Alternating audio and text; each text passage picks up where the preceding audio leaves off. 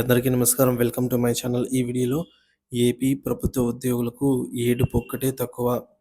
ఆశలు, అనుభవాలు, ఆందోళనలు. పూర్తి వివరాలైతే వీడియోలో తెలుసుకుందాం. వీడియోని ఎక్కడే గాని స్కిప్ చేయకుండా చివరిదాకా చూడండి. అప్పుడే ఇన్ఫర్మేషన్ పూర్తిగా అర్థమవుతుంది. వీడియో చూస్తున్న ప్రతి ఒక్కరు వీడియోకి లైక్ చేయండి ఫ్రెండ్స్. ఈ వీడియోతోటి ఉద్యోగ పెన్షన్ మిత్రులతో అయితే షేర్ చేయండి. కొత్తగా మన ఛానల్ చూస్తున్న వారు సబ్స్క్రైబ్ చేసుకున్నట్లయితే వెంటనే మన ఛానల్‌ని సబ్స్క్రైబ్ చేసుకోండి. దీని ద్వారా నేను చేసే లేటెస్ట్ వీడియోస్ అన్నీ మీ వరకు రీచ్ అవుతాయి. ఇక ఆలస్యం చేయకుండా వివరాల్లోకి అయితే వెళ్ళిపోదాము. ఫ్రెండ్స్, ఇక విషయానికి వచ్చినట్లయితే ఆంధ్రప్రదేశ్ ప్రభుత్వ ఉద్యోగులు మరియు ఉద్యోగుల ఆశలు, అనుభవాలు, ఆందోళనలు.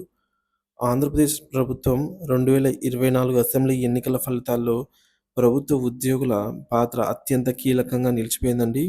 ముఖ్యంగా ఉపాధ్యాయులు జగన్మోహన్ రెడ్డి అంటే గత వైసీపీ ప్రభుత్వానికి వ్యతిరేకంగా మొగ్గు చూపారు. గత వైసీపీ పాలన విధానం వేతనాల చెల్లింపులో ఉన్నటువంటి అస్పష్టత, అలాగే పాత పెన్షన్ స్కీమ్, ఓపీఎస్ పునరుద్ధరణపై నెరవేర్చరైన నెరవేర్చని హామీలు వీరిని అసంతృప్తికైతే ప్రధాన కారణాలుగా మారాయి. జగన్ పాలనలో ఉద్యోగుల సమస్యలు మొదటిది వేతనం చెల్లింపులో నిర్దిష్టత లేకపోవటం. గత ప్రభుత్వాల్లో ఉద్యోగుల వేతనాలు ప్రతి నెల 1 లేదా 2 తేదీన ఖచ్చితంగా వచ్చేవి. కానీ జగన్ పరిపాలనలో నెలలో ఏ రోజొస్తాయో తెలియని అనిశ్చితి నెలకొంది. ఇది ఉద్యోగులను తీవ్ర నిరాశకైతే గురిచేస్తూ వచ్చింది. ఇక పాత పెన్షన్ స్కీమ్ ఓపీఎస్‌పై మోసపోయిన ఉద్యోగులు. 2019 ఎన్నికల ముందు జగన్మోహన్ రెడ్డి గారు వైసీపీ అధినేత జగన్మోహన్ రెడ్డి గారు ఓపీఎస్ పునరుద్ధరించేందుకు హామీ ఇచ్చారనమాట.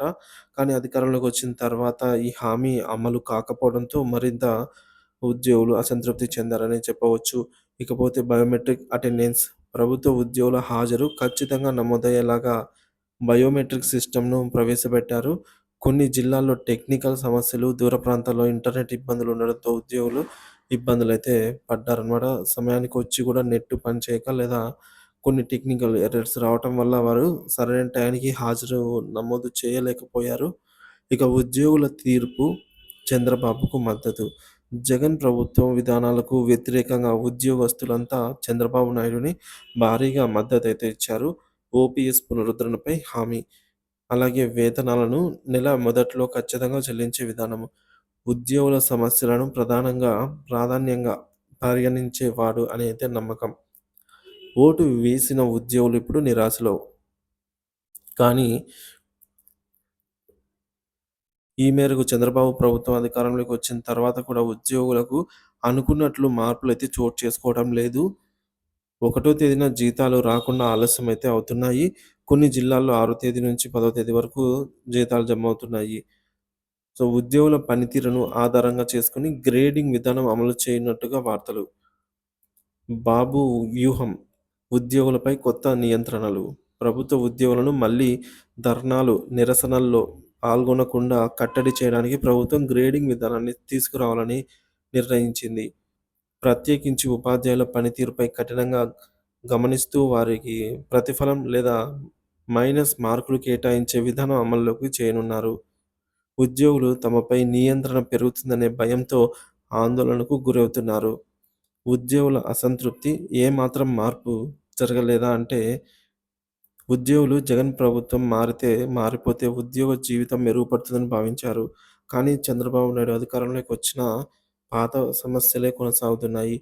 ఉద్యోగులు ఇప్పుడు నిజమైన స్పష్టత వచ్చింది. ఏ ప్రభుత్వం వచ్చినా తమ హక్కుల కోసం పోరాడాల్సిందే అనైతే తెలుస్తోంది. ఇకపై ఉద్యోగులు ఏం చేయబోతున్నారంటే, తమ హక్కులను రక్షించుకునేలాగా సమ్మెలకు, నిరసనలకు సిద్ధపడతారా? లేదా ప్రభుత్వ నిర్ణయాలు ఒప్పుకొని కొత్త విధానాలను ఆమోదిస్తారా? లేదా తమ వేతనాలు 1వ తేదీకి రావాలని మళ్ళీ ప్రభుత్వంపై ఒత్తిడి పెంచుతారా అనేది తెలియాలి. ఇక ఉద్యోగుల నిరసనతో ఓడిపోయినటువంటి గత వైసీపీ ప్రభుత్వం ఇప్పుడు కూటమి ప్రభుత్వం ఆశయంతో అయితే గెలిపించారు. కానీ ఇప్పుడు నిరాశలోనే ఉన్నారు. ప్రభుత్వ పాలన మారిన ఉద్యోగుల సమస్యలు, వేతనాల ఆలస్యము, నియంత్రణ చర్యలు కొనసాగుతూనే ఉన్నాయని తెలుస్తుంది. ఇకపై ఉద్యోగులు ప్రభుత్వ వైఖరిని ఎలా స్వీకరిస్తారనేది రాబోయే రోజుల్లో చూడాల్సి అయితే ఉందండి.